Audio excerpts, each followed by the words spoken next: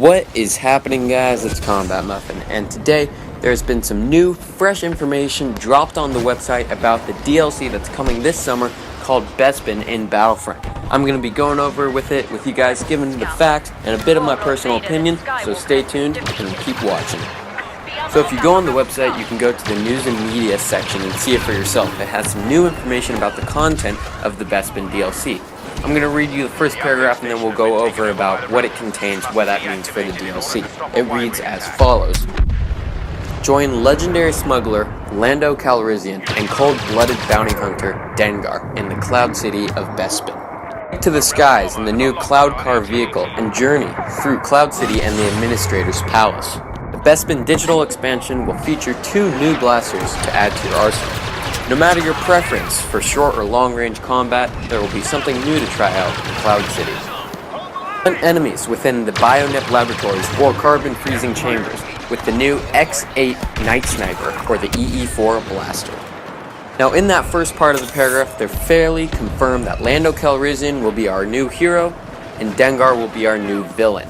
I'm really excited to play with both of them. I was expecting them to be in the game earlier on, but now it's fine. I'm really excited to play as both of them.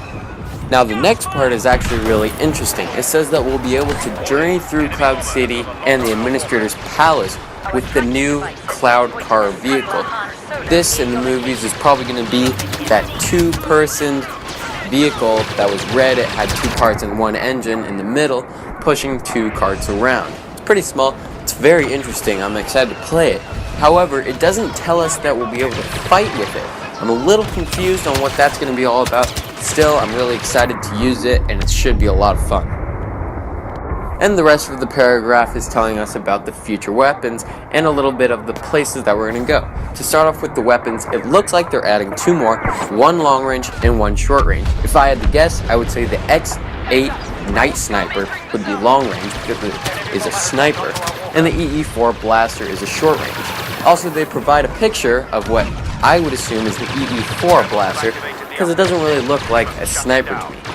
That looks like a very powerful weapon and I'm excited to use it.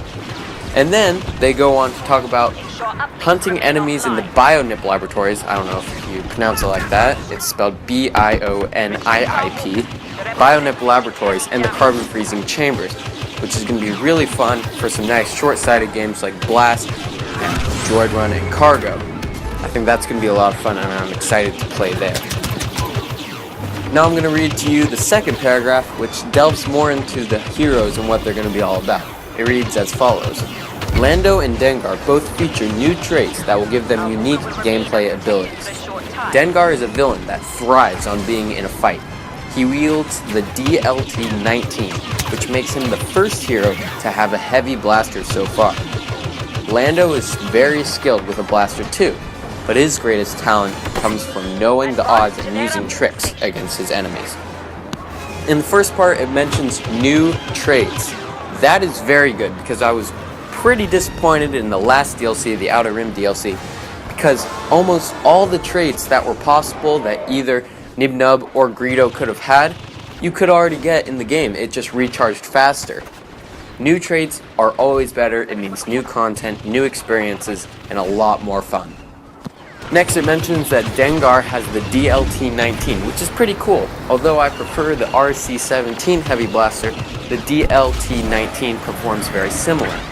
Now, it mentions that he's the first hero with a heavy blaster so far, which could hint to our next heroes might have a heavy blaster in the future. Just saying. And then the last part, it talks about Lando and how his greatest talent comes from knowing the odds and using tricks against his enemies. For all I know, this could mean anything. It could mean getting smoke grenades that also do damage. It could be flashbang grenades, anything. It could be almost anything. And I bet it's going to be really fun once we find out, and I can't wait to play with it, mess with my enemies. That should be a lot of fun. And then at the end of the article, there's a few more side notes. The first being, it says, stay tuned for more details on game modes, star cards, blasters, maps, and more. So it's pretty interesting that they say game modes, plural. This either A, could mean that they're adding more than 1 game mode to the Bespin DLC, or it means that they're adding one and they're modifying / tweaking others. It also says star cards, so that means we'll be getting new star cards. They'll be giving more information on the X8 Night Sniper and the EE4 Blaster. There will be new maps, which is really interesting, and more. And then the last side note says the Star Wars Battlefront Bespin Digital Expansion Pack will be available to Season Pass owners 2 weeks early, starting June 21st. That's pretty good. 2 weeks before, I think that was 1 week more than the Outer Rim DLC. And that's really good for Season Pass owners. Less good for Season Pass people that don't have the Season Pass owners. Unfortunately, you're going to have to wait 2 weeks longer. And that just about wraps it up for the article on the Battlefront website. If you have any more questions, you can go on the website. Also, you can ask questions in the comments below. I always answer. I really appreciate that. Leave a like if it was helpful, subscribe if it was helpful, and put your comments and thoughts below. And that's just about it. That's all from me, and y'all have a good one.